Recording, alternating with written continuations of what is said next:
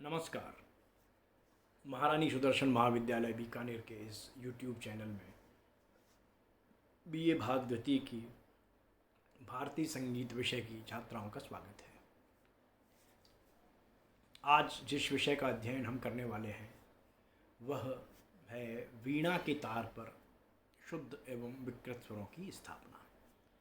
वीणा के तार पर शुद्ध एवं विकृत स्वरों की स्थापना का सिद्धांत सबसे पहले संगीत पारिजात, जो पंडित अहोबल के द्वारा लिखा गया ग्रंथ है, उसमें मिलती है। परंतु इस सिद्धांत को प्रायोगिक तौर पर सबसे ज़्यादा स्पष्ट तौर पर समझाने का काम श्रीनिवास ने किया था, जिनकी पुस्तक का नाम है राग तत्व विबोध। तो राग तत्व विबोध नामक पुस्तक में वीणा के तार पर शुद्ध एवं विकृत स्वरों की स्थापना का सिद्धांत समझाया गया है। वीणा के तार पर स्वरों की स्थापना में मूलतः हम क्या करते हैं, जो मेरु होता है सितार या वीणा में, मेरु क्या चीज़ होती है, जहाँ से तार खूंटी के अंदर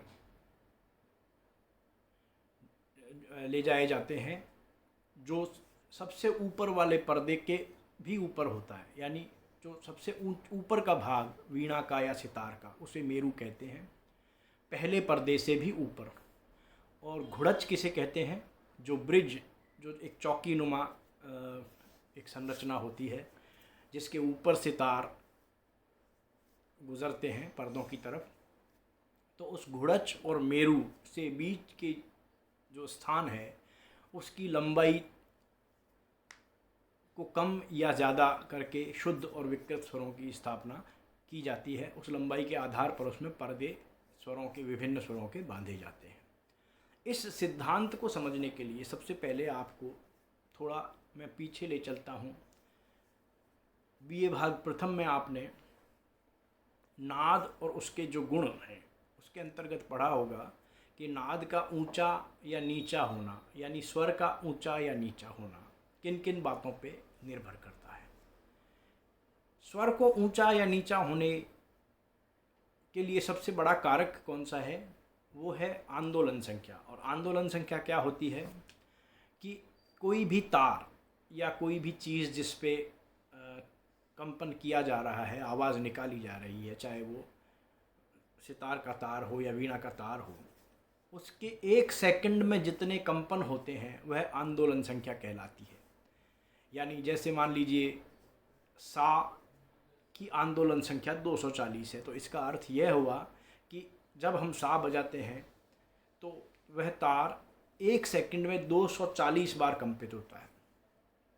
और रे की आंदोलन संख्या 270 है, प की आंदोलन संख्या 360 है, तार सप्तक के साथ की आंदोलन संख्या 480 है। यानी आप देख रहे हैं कि जैसे जैसे हम सप्तक में नीचे स्वर से ऊंचे स्वर की तरफ जा रहे हैं तो हमारी आंदोलन संख्या बढ़ती जा रही है। तो आंदोलन संख्या के बढ़ने और घटने का किन किन चीज़ों से प्रभावित होती है, उनमें से एक आपने देखा था कि कंपित पदार्थ की मोटाई, एक देखा था कंपित पदार्थ पर जो दिया गया तनाव, और एक जो महत्वपूर्ण चीज़ जो पढ़ी थी वो थी कंपित पदार्थ की लंबाई। तो यहाँ पे यह जो सिद्धांत है वीणा के तार पर स्वरों की स्थापना, यह आंदोलन संख्या की और स्वरों की आंदोलन संख्या और स्वर की लंबाई, इसके संबंध पर आधारित है। यानी आंदोलन संख्या जितनी ज़्यादा होगी, लंबाई स्वर तार की लंबाई उतनी ही कम होगी, और आंदोलन संख्या जितनी कम होगी तार की लंबाई उतनी ही ज़्यादा होगी। अब आंदोलन संख्या कम होगी का मतलब स्वर नीचा होगा, यानी स्वर नीचा होगा तो तार लंबा होगा, और आंदोलन संख्या अधिक होगी यानी स्वर ऊंचा होगा तो तार की लंबाई कम हो जाएगी। यानी तार की लंबाई स्वरों के ऊंचे नीचे से उल्टे व्युत्क्रमानुपाती, रिवर्सली प्रोपोर्शनेट चलती है। तार की लंबाई बढ़ेगी तो स्वर नीचा होगा, आंदोलन संख्या घटेगी। तार की लंबाई घटेगी तो आंदोलन संख्या बढ़ेगी और स्वर ऊंचा होगा। इस सिद्धांत के पर आधारित यह वीणा के तार पर स्वरों की स्थापना का सिद्धांत है। तो सबसे पहले श्रीनिवास ने एक ऐसी वीणा ली जिसमें मेरू से लेकर घुड़च तक की लंबाई कुल 36 इंच रखी। अब 36 इंच जो लंबाई है, उस 36 इंच लंबाई को कहीं पर भी नहीं दबाएं, यानी खुला तार 36 इंच का बजाएं तो श्रीनिवास के अनुसार वह 36 इंच जो है वह मध्य सप्तक के षड्ज की आवाज़ होती है। अब मध्य सप्तक के षड्ज की लंबाई मेरू से घुड़च तक 36 इंच मानी गई और तार सप्तक के षड्ज की लंबाई के लिए ऐसा कहा गया कि मेरू से घुड़च तक की तार की लंबाई को बिल्कुल बीचों बीच से दबाने पर, यानी बिल्कुल बीच में पर्दा बांधने पर वह लंबाई तार सप्तक की हो के सा की होगी। यानी तार सप्तक का सा 36 इंच के बिल्कुल बीचों बीच यानी 18 इंच पर।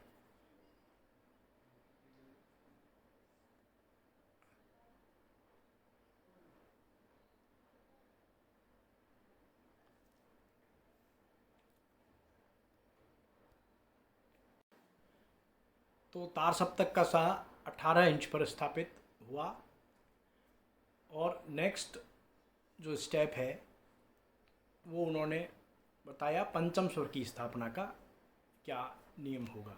उसके लिए वो कहते हैं कि मेरू तथा तार सा के बीच के तार की लंबाई को, जो कि 18 इंच है, 3 बराबर भागों में बांटें। तो दूसरे भाग के अंत में पंचम स्वर स्थापित होगा। अब इसको देखिए, समझने की कोशिश कीजिए कि घुड़च से तार सा कितना है, 18 है ना, यहाँ 18 है। और तार सा से और मेरू के बीच की कितनी हो गई, ये भी 18 इंच है। तो इस 18 इंच को 3 भागों में बांटे तो कितने कितने इंच के एक एक भाग हो गए, पहला 6 का, दूसरा 6 का, तीसरा भी 6 का। तो वो कहते हैं कि दूसरे भाग के अंत में, यानी यहाँ पे दूसरे भाग के अंत में पंचम स्वर स्थापित होता है। तो अब पंचम स्वर की हम क्योंकि सारी लंबाई घुड़च से नापेंगे, तो पंचम स्वर की लंबाई कितनी हुई, 18 + 6 या फिर 36 - 6 - 6। 18 + 6 भी 24 और 36 - 12 यह भी 24। तो पंचम की लंबाई घुड़च से 24 इंच मानी गई। ठीक है। उसके बाद मध्यम की स्थापना। मध्यम की स्थापना के लिए लिखा है कि मेरू तथा तार सा के बीच के भाग, जो कि 18 इंच लंबा है, इसको 2 बराबर बराबर भागों में बांटें तो ठीक बीच में मध्यम स्वर स्थापित होता है। तो तार सा कहाँ पे है हमारा, तार सा की जो लंबाई है वो घुड़च से कितनी है, 18 इंच, और मेरू कितना है, 36 इंच पे है ही। तो इस 36 - 18 यानी 18 इंच को 2 बराबर भागों में बांटें तो बिल्कुल बीचों बीच कितना हुआ, 9 इंच का एक भाग, 9 इंच का एक भाग, बीच में यहाँ पे मध्यम स्थापित माना। तो मध्यम की घुड़च से दूरी हुई तार सा 18 + 9 यानी 27, या फिर 36 - 9 ये भी 28। तो मध्यम स्वर कहाँ पे स्थापित हुआ, 27 इंच पर। मध्यम स्वर की लंबाई कितनी होगी, 27 इंच। कहाँ से, घुड़च से 27 इंच। ठीक है। नेक्स्ट स्वर हम लेते हैं, ये देखिए मध्यम का 27 इंच पर मध्यम स्थापित है। ये घुड़च, ये तार सा 18 पे तार सा और ये 9, यानी यहाँ पे ये 27, ये यहाँ से कितनी दूरी हुई, 27 इंच। ये 27 इंच पर, घुड़च से 27 इंच पर मध्यम स्थापित हुआ।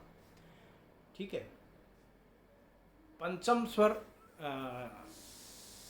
कितने इंच पे था, 24 पे, और मध्यम स्वर कितने इंच पे है, 27 पे। नेक्स्ट स्वर लिया है गंधार। अब यहाँ यह ध्यान देने की बात है कि श्रीनिवास और अहोबल के काल में जो शुद्ध गंधार था वो हमारा आज के ज़माने का कोमल गंधार है। यह बहुत विशेष ध्यान देने की चीज़ है। इसी प्रकार से जो तत्कालीन शुद्ध निषाद है वो भी हमारे आज के ज़माने का तीव्र निषाद था, यानी आज के ज़माने का कोमल निषाद था। तो ये जो श्रीनिवास का शुद्ध गंधार और श्रीनिवास का शुद्ध निषाद हमारा वर्तमान काल का कोमल गंधार और कोमल निषाद है। इस बात को आपको विशेष ध्यान रखना है। तो गंधार के लिए क्या सिद्धांत बताया है? गंधार के लिए यह सिद्धांत बताया है कि पंचम और मेरु, पंचम कितने पे था? 24 पे, और मेरु कितने पे है? 36 पे। तो इसके बिल्कुल ठीक बीचों बीच गंधार स्थापित होता है। मेरु कितने पे है? 36। ये देखो 36 पे।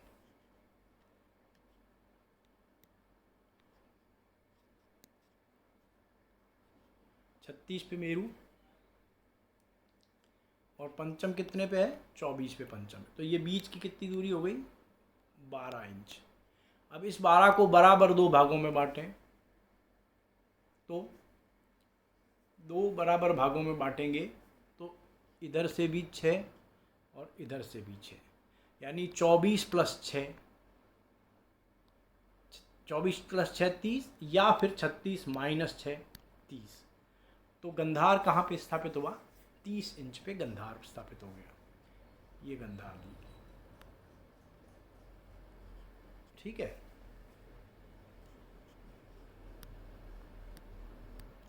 तीस इंच पे गंधार हुआ।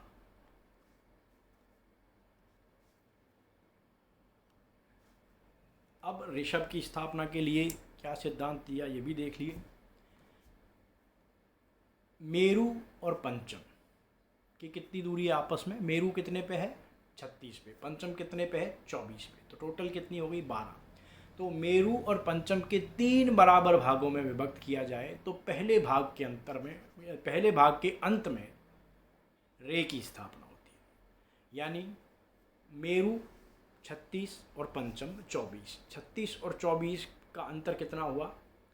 12 इंच। इन 12 इंच को 4 के 3 भागों में विभक्त किया तो मेरु से पहले भाग के अंत में ऋषभ स्थापित होता है। यानी मेरु से 4 इंच पहले, और या फिर पंचम से 4 + 4 2 भाग 8 इंच बाद ऋषभ की स्थापना होगी। यानी मेरु से 4 इंच पहले, यानी 36 - 4 32, या तो 36 - 4 32 कर लीजिए, और या 24 + 8 करेंगे तो भी 32 आएगा। यानी घुड़च से ऋषभ की लंबाई 32 इंच आई, ठीक है। अब धैवत की लंबाई नापनी है हमें। धैवत की लंबाई के लिए श्रीनिवास ने यह कहा है कि पंचमोत्तर षडजाक्ष मध्ये धैवतमाचरेत, यानी पंचम और उत्तर षडज मतलब तार सप्तक का सा, पंचम उत्तर षडजाक्ष मध्ये धैवतमाचरेत, यानी पंचम और उत्तर सा के बीच में धैवत स्थापित होता है। अगर इस सिद्धांत को माने तो पंचम कितना है? 24, और उत्तर सा कितना है? 18। तो 24 और 18 के बिल्कुल ठीक बीचों बीच क्या चीज़ आएगी? 21 इंच। 21 इंच पे अगर धैवत को स्थापित किया जाता है तो वो बहुत बेसुरा सुनाई देता है, ठीक है। तो उसके लिए बाद में एक सिद्धांत दिया कि स्वर संवादित ज्ञानम स्वर स्थापना कारणम, यानी स्वर संवाद के हिसाब से स्वर की स्थापना करनी चाहिए। तो जो पंचमोत्तर षडजाक्ष मध्ये धैवतमाचरेत, इसके अनुसार तो पंचम और उत्तर षडज के बीच में धैवत स्थापित होता है। इस हिसाब से तो 21 इंच पे धैवत स्थापित हो जाता है, लेकिन क्योंकि वह बेसुरा सुनाई देता है इसलिए हम ऋषभ के साथ संवाद के आधार पर धैवत की स्थापना करते हैं। वो किस तरह से करते हैं? जैसे षडज मध्यम भाव होता है या षडज पंचम भाव होता है, ये हमारे संगीत में बहुत सुरीले और बहुत ही आकर्षक संवाद माने गए हैं। तो जो अंतर षडज और पंचम में है वही अंतर ऋषभ और धैवत में होना चाहिए। तो पंचम और षडज में क्या अंतर है? पंचम कितने इंच पे है? 24 पे। और षडज कितने पे है? 36 पे। तो 36 यानी पंचम की लंबाई षडज की लंबाई से 2/3 होती है। पंचम की लंबाई षडज की लंबाई से 1.5 गुना होती है। पंचम की लंबाई और षडज की लंबाई में 1.5 गुने का अंतर है। तो इसी तरह से ऋषभ की लंबाई और धैवत की लंबाई में भी 1.5 गुने का अंतर होना चाहिए। ऋषभ की लंबाई धैवत की लंबाई से 1.5 गुनी ज़्यादा होनी चाहिए और धैवत की लंबाई ऋषभ की लंबाई से 1.5 गुनी कम होनी चाहिए। तो इस आधार पर हम अगर धैवत की स्थापना करें तो इस तरह से धैवत की लंबाई निकालने के लिए षडज पंचम भाव के वो 3/2 यानी 1.5 से भाग देंगे। तो हमारा ऋषभ कितने पे था?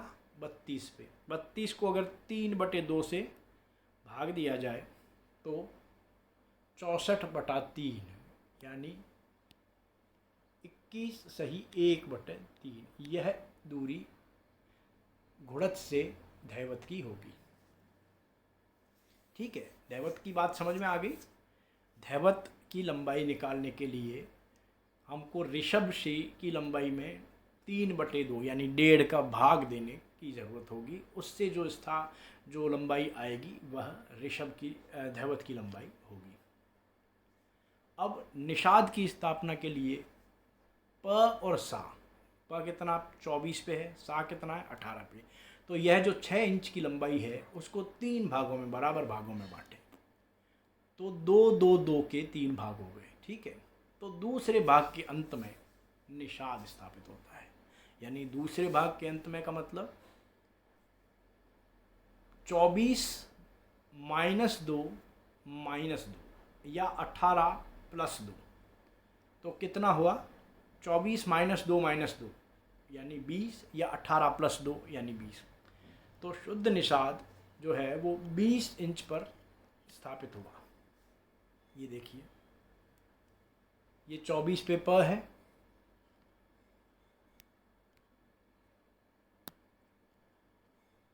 24 पे प है और 18 पे तार सप्तक का सा है। 24 पे प है, 18 पे तार सप्तक का सा है। इसके 3 भाग करें तो 2 इंच का ये, 2 इंच का ये और 2 इंच का ये। और दूसरे भाग के अंत में निषाद स्थापित है। तो दूसरे भाग के अंत में हो गया 24 - 2 - 2 यानी 24 - 4 20 या 18 + 2। तो 20 इंच पे निषाद स्थापित हुआ। अब यह ध्यान देने की बात है कि यह निषाद कौन सा निषाद है? यह शुद्ध निषाद हमारा वर्तमान काल का कोमल निषाद के बराबर है।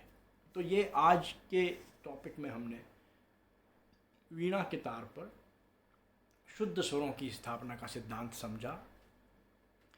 इस सिद्धांत में अगर आपको कोई क्वेरी है या कोई भी परेशानी है तो आप व्हाट्सएप ग्रुप के माध्यम से पूछ सकते हैं। आपका समाधान वहाँ किया जाएगा। और जो विकृत स्वरों की स्थापना का सिद्धांत है वो हम अगले चैप्टर में देखेंगे।